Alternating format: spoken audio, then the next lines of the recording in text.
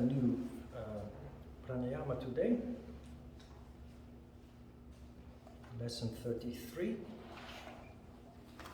The new pranayama is called Surya Bedhana Pranayama, and it is described in chapter 2 of the Hatha Yoga Pradipika, Sutra 48.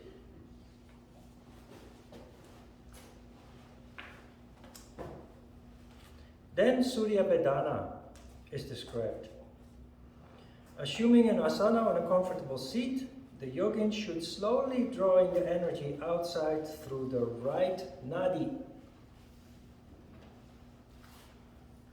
Pingala. Right nadi is the nadi responsible for Shakti energy. Pingala confirms, because Pingala is indeed the channel responsible for the flow of Shakti energy. Surya Bedhana means piercing the sun. Surya is the sun. Bedhana is piercing.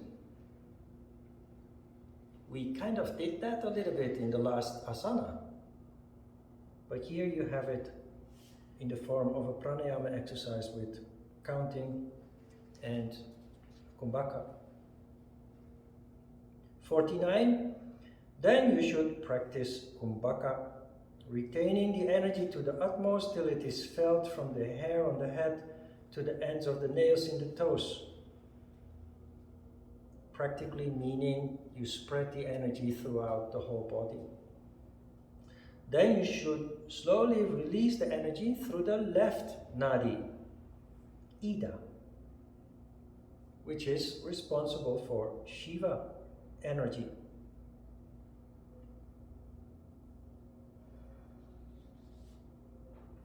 In the kumbhaka stage, you mainly observe. You try to be aware of how the energy that you have just taken in, if that is affecting you, and if so, how it affects you.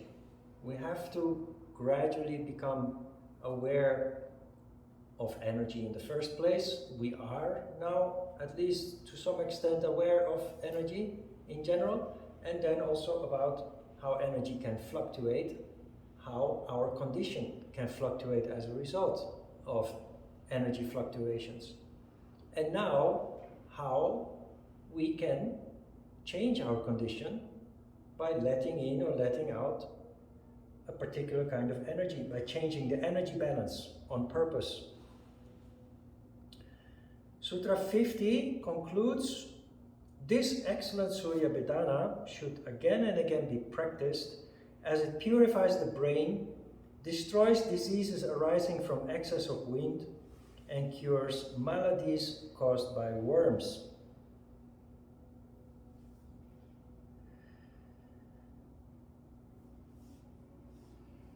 You let Shakti in, increasing Shakti.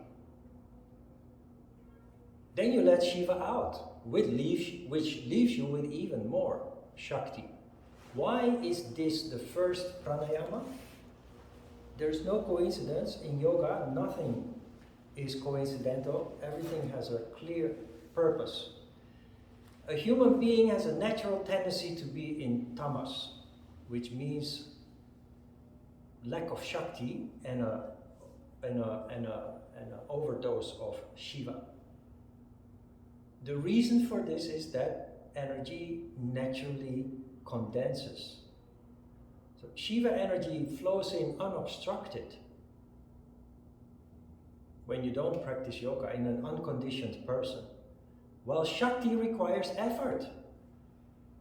And we usually do that by movement. If we feel sluggish, lazy, and we have a bit of discipline, we go to the gym or we grab our bike and ride around the island or something, or in the park. We go jogging or make a long walk.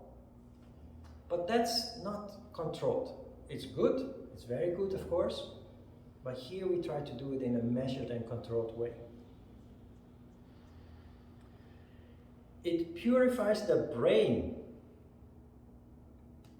That's a little bit to understand from our perspective, because we live in a society where education is a very, there's a huge emphasis on education in this society and the societies where we come from, in the Netherlands, in the UK, in the United States. Education is just it's the most important part of the first 20 years of our lives, which takes care of the purification of the brain. Purification of the brain really means that people, you have to see this from the perspective of when this was written 1,000 years ago, where education was non-existent except for some centers of learning like temples and monasteries. So very few people in that time era received education, and people were just busy on a daily basis surviving. So very physical, and all their energy in the lower parts of their body, lower parts of their consciousness. No energy in Ajna Chakra at all, which leads to imbecility. Imbecility is dumbness, just lacking intelligence, lacking common sense, lacking the ability to think even. Just think logically. So purifying the brain is awakening of the intellect. Energy rising up, fueling Ajna Chakra. It's the start of the activation of the intellect. It destroys diseases arising from excess of wind, which is all diseases that are caused by tamas. Most diseases are allowed to manifest as a result of tamas. That is why exercising is healthy for anybody. People who exercise, they get sick less, they age well, and they generally live longer than people who don't. So tamas is a very real condition, and it is it affects us very very deeply. And it cures maladies caused by worms. That is a symbolical way of talking about infectious diseases. The body generally reacts to infections by creating heat. That is why in an extreme case of the body creating heat, you have a fever. It is the heat that kills the bacteria that cause the infection. So the worms here are the bacteria. It means that you will get less sick. When you have low levels of heat, low levels of energy, vital energy, you will be one of the first to be hit with an infection. For example, when the yearly flu wave comes around, when half the country gets a flu or a cold. If you have sufficient levels of heat, you're one of those that escape these flu waves. You will simply get less sick, you will have less infections. That's what the curing of maladies caused by worms mean. So what happens is you increase the heat in your body. You do not really feel that. It's not as extreme as a fever, which can raise your temperature with several degrees, but you do generally have more heat. In Korean you would call it yori manayo. Yori manan go choayo. It means that you're healthy, that you're full of vital energy. If you don't have heat, you simply get more often, you get sick. Okay, so how does it work? Shakti in, count it to 20, Kumbhaka, Shiva out, counting to 20, Kumbhaka. It is in fact the first cycle of Nadi Shodhana Pranayama. In Nadi Shodhana Pranayama, the purpose was to flow through, to rinse out the energy channels, to purify them.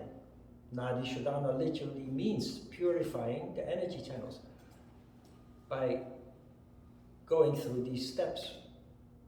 We had 2 cycles. The purpose now is we are beyond the stage where we purify, we are allegedly purified. There's a relatively free flow of energy through the energy channels, and we are now going to specialize, take care of any possible diseases in a very systematic way. And we start with the most common disease. You will see with the next pranayamas that you learn, they are targeting particular issues that we are dealing with, physical and mental issues that we are dealing with. If it is correct, you notice going out from the point of view that, going out from the assumption that because we're in the beginning stage that we're still dealing with tamas,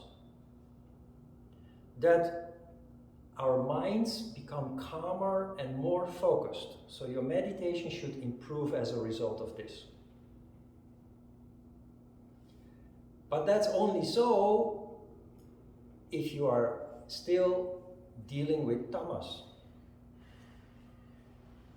Because tamas is a condition that leads to uncontrolled thought flow, restlessness. Increasing Shakti will reduce that restlessness and that uncontrolled thought flow. But having done yoga for so many years, I also know that when you're not tamas anymore and you do Surya Bedhana Pranayama, it creates a rajas condition, which can also lead to a disturbed meditation, a kind of restlessness. Because in the end, we want to be in the middle. That is where we become contemplative, in sattva. So pay attention to how this pranayama, this new pranayama, affects you. If it does enhance your focus, if it does make you feel calmer and more focused, it indicates that you're still a little bit tamas, and adding Shakti, increasing Shakti, has brought you more in a sattvic condition. If it leads you to become restless, on the other hand, it indicates that you're at this moment in a relatively sattvic condition. You add Shakti to that, you overshoot the goal, and it can cause a restlessness also. Same kind of restlessness that you have, that you experience when you do a very intense asana before your meditation, before you sit down. Like Chaturanga Dandasana. If you overdo it, you are full of restless energy, and your meditation following after that is difficult to focus.